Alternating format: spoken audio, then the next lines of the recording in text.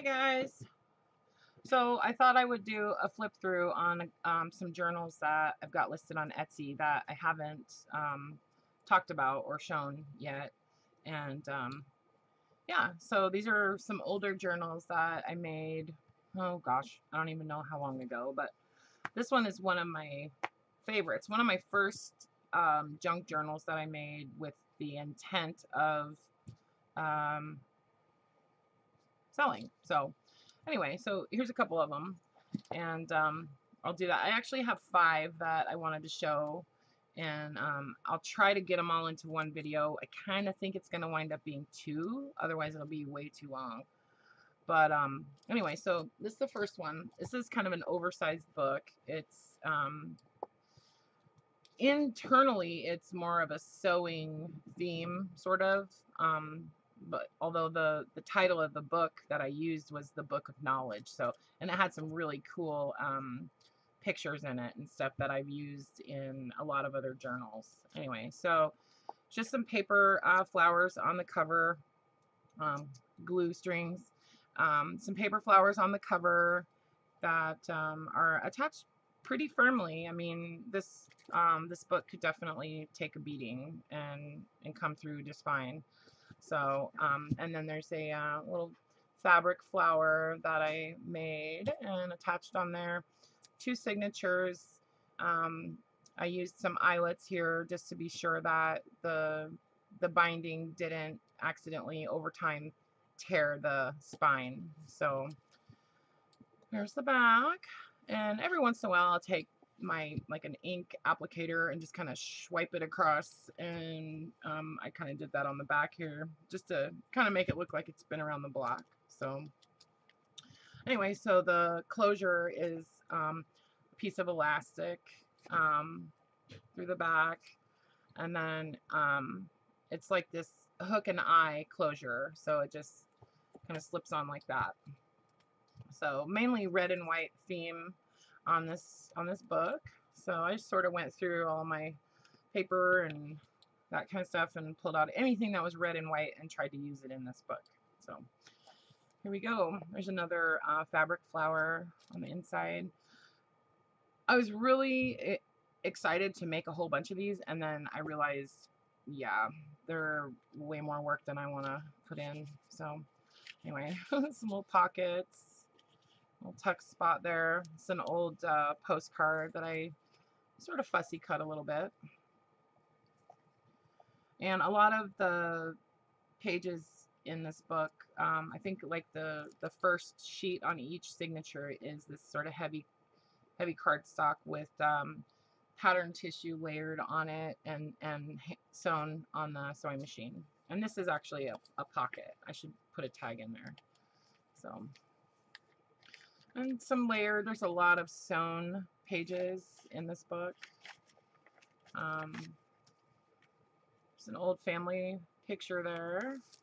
And you know what? I always feel really self-conscious about my hands because I'm constantly in ink and paint and all kinds of stuff, and I'm quite industrious. So anyway, just wanted to point that out. So it's just a little booklet, and if I wind up selling this, I'll probably add a few little tags and what have you inside of that.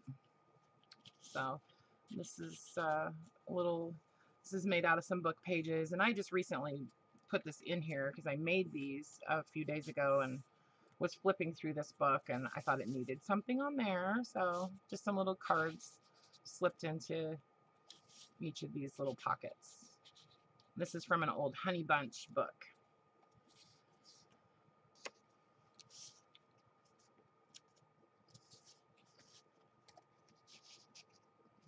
Somewhat plain, understated, I guess most of the pages are. I wanted to leave a lot of room for journaling in this book. And a lot of the book pages that I used, I actually did gesso them, and most of them came from a sewing book that I had. And these are some cards that are made out of a kit that I bought at Tuesday Morning to make your own cards. You know, there's a bunch of ephemera and stuff that you could you could use on them. And anyway, a bunch of coffee dyed paper, some other book pages from another kind of like a coffee table book that I bought at a thrift store. This is from a pattern to make your own bra. I thought that was kind of cool. And then behind most of these, I did insert a large shipping tag. A lot of sewing on this journal. There's another tag. Teeny bit of little washi tape throughout the book, here and there.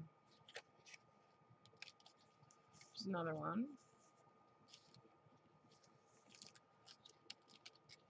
I definitely spent a lot of time constructing this book. And there's lots and lots of room to add your own embellishments and pictures and stuff like that. I sort of look at these as almost like smash books too, you know. I used a lot of that Train Depot ledger. It was like a countertop ledger. Like the ledger paper was huge. I used a lot of that in this book.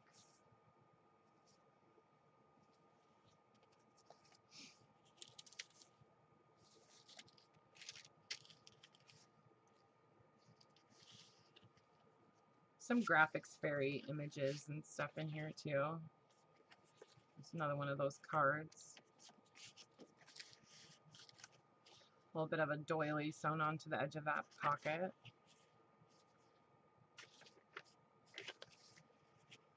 I just love ledger paper. I do. It's just yummy.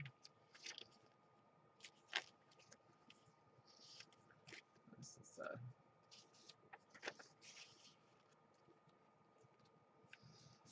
another tag. Some of those big shipping tags are the ones that I used when I did the video embellishing tags.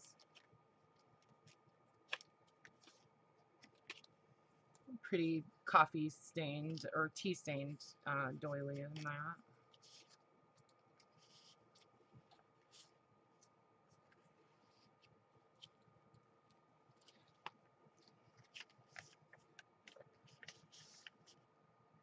And I always go through these journals after after they're sold, and you know, add a few more little tags and things like that.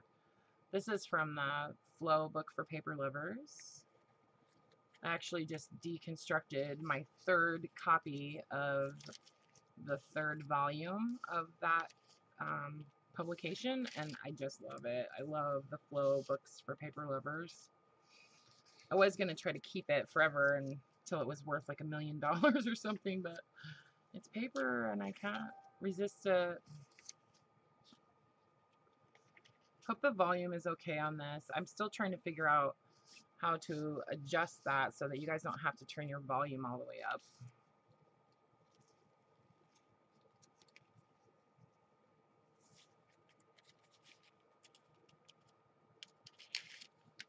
Believe it or not, I cut myself all the time with scissors. Like, not even anything dangerous like a X-Acto knife. It usually happens with a pair of scissors.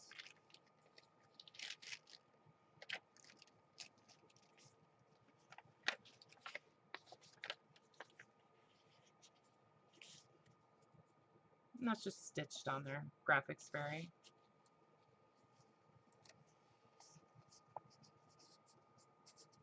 Tag. Oops.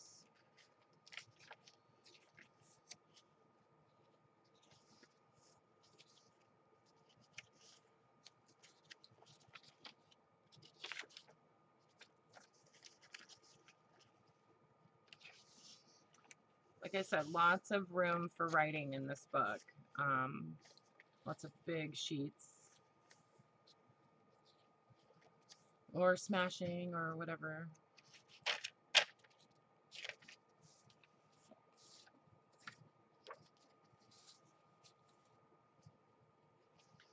Not too bulky. Book is actually pretty thin. A couple pieces of this paper. It's put it through a you know, the crank thing. I always forget what things are called. Anyway, a little bit of a punched out border on that paper.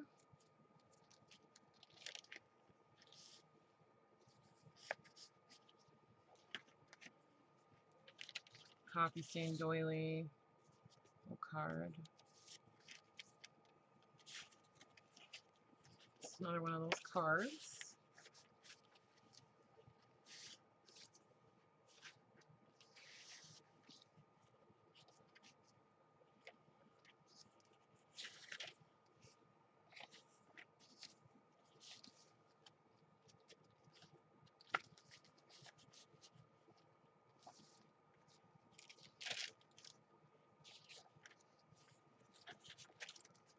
See, lots of pages in here.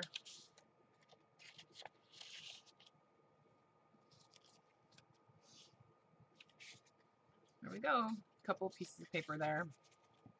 So, like I said, there's lots of room for writing in this book. Lots of room to add your own, you know, thoughts and memories and ephemera and things like that. So, and you know, this elastic could stretch quite a bit. So, yeah. So there's that one. And then the next one is this very distressed Reader's Digest, repurposed Reader's Digest book. And I just basically, what did I do? Oh, I gessoed it first, a lot of it, and then there's some cut out, like, this is from, I cut this out on my Scan and Cut. This, I guess it's sort of almost a doily sort of design, but what am I trying to think of? Let's see, stencil. That's what it was. I was trying to make a stencil. Anyway, so, and it's very very distressed. The edges are, you know, pretty worn, and I think I actually did distress them. The spine was intact, although it cracked right here. So I just, you know, attached some canvas on there, inked it up a little bit, and then I actually like whip stitched around on it, and just to kind of make sure that it doesn't actually fall apart. So it's really sturdy, and I used a pamphlet stitch and 3 signatures in this book. A couple little charms on here. Actually, it's like a washer and then a key and stuff like that. And this is on a little eyelet. A lot of orange in this book. So, cool.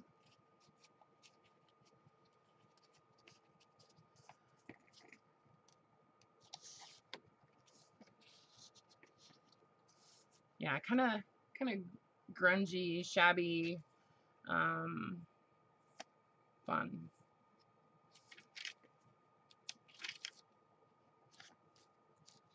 I really love this book. I do. I love the way that it turned out.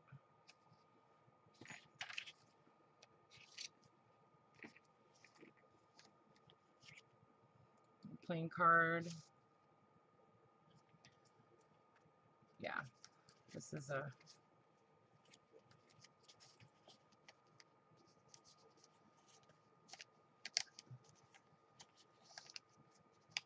I know you fit in there. There you go.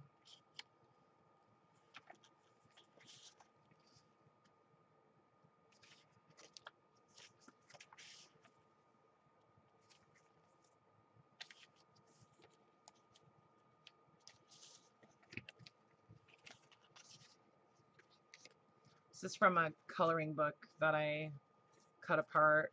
I actually started coloring that one with watercolor pencils. Well, any of this pattern of paper came from the Flow book for paper lovers.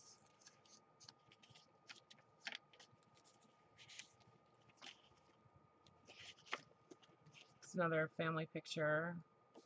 This one I actually printed on just cardstock. I think I did put a few original photographs in here from that old photo album that I had or have. Yeah, and this is some more of the pattern for making a bra, making your own bra.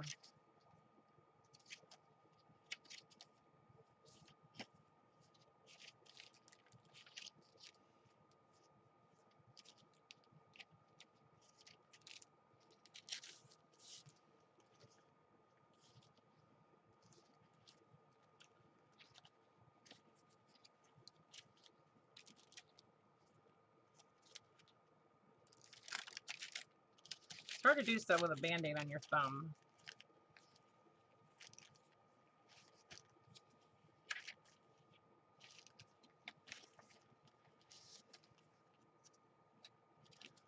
The flow book.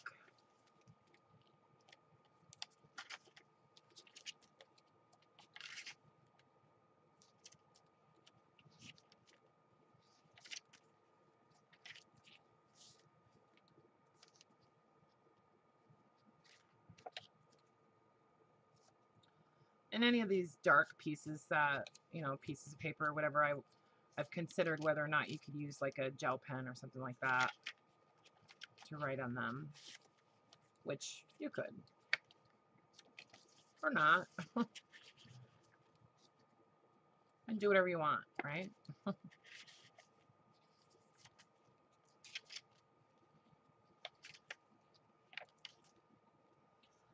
Tried to use up a whole bunch of rickrack in this book.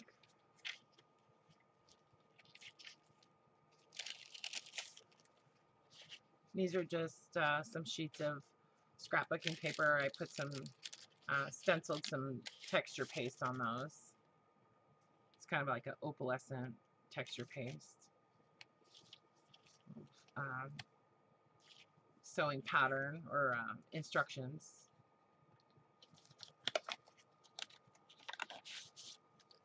Yeah, here's one of those original photographs. I don't know who those people are, but they have axes in their hands. They look dangerous.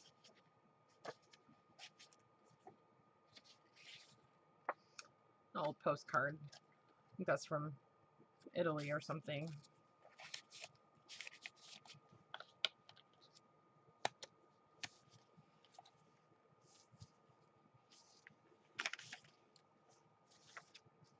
Some more texture paste.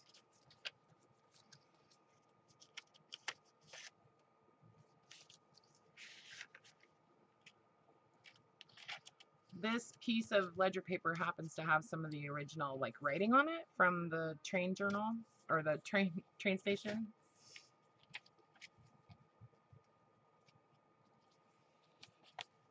What's going on here? Oh, there we go. Kids are running in and out of the house, stuff like that. I'm getting ready to move, so life is crazy right now. But I thought I would just kind of zone out in my own space today and do what I want to do.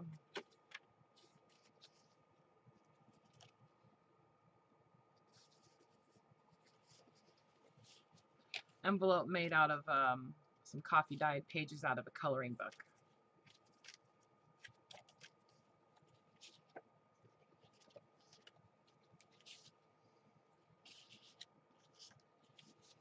It's from a sheet music cover.